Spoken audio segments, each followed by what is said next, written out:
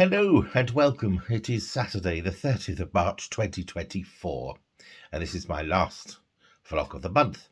It is also Easter Saturday, which is early this year, and Easter is a somewhat of a wandering celebration as the date is calculated according to the first full moon after Christmas, and the date is different because there are 13 lunar months, or should I say lunar cycles, to fit into the 12 calendar months.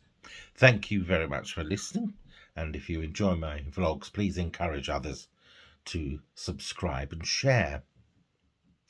We live in interesting times, so the old proverb goes, where interesting actually means dangerous. Many have written to me in the last few weeks expressing your frustration with everything. What with increased prices and the difficulty in finding a dentist, getting doctor's appointments, and because of the country's instability, you're frustrated that you can't make proper plans for the future. All I can say is take a deep breath. Yes, these are difficult times, but as my grandparents used to say to me, find the silver lining in any negative experience. And the first step to do that is to try and find the funny side to any situation. So, for example, on more than one occasion, I have turned up at my doctor's appointment only to be told by the receptionist that I'm not in the diary. And then I have to point out that they sent me a text the day before to remind me of the appointment. And the picture on the receptionist's face when I showed her my text, it was very funny indeed. And as I say, you could only laugh.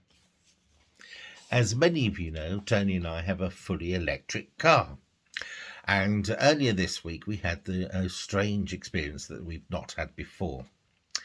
We went to a charging point, and to start the charge, you have to swipe your credit card across the unit. And to stop the charge, you swipe the credit card again.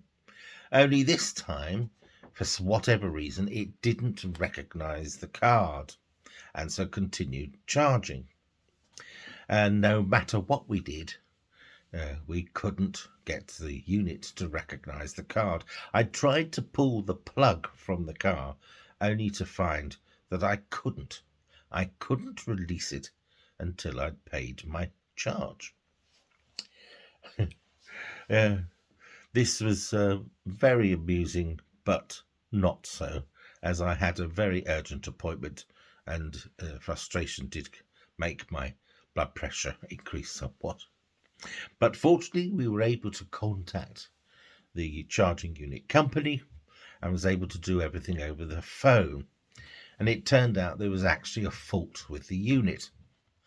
What this experience also highlights for us with the electric cars is basically the companies hijack your car until they guarantee to have their payment. And you could only laugh. My next challenge of the week was at an ATM.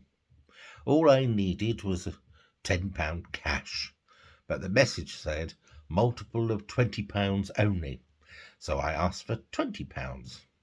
The ATM then proceeded to issue me with two £10 notes.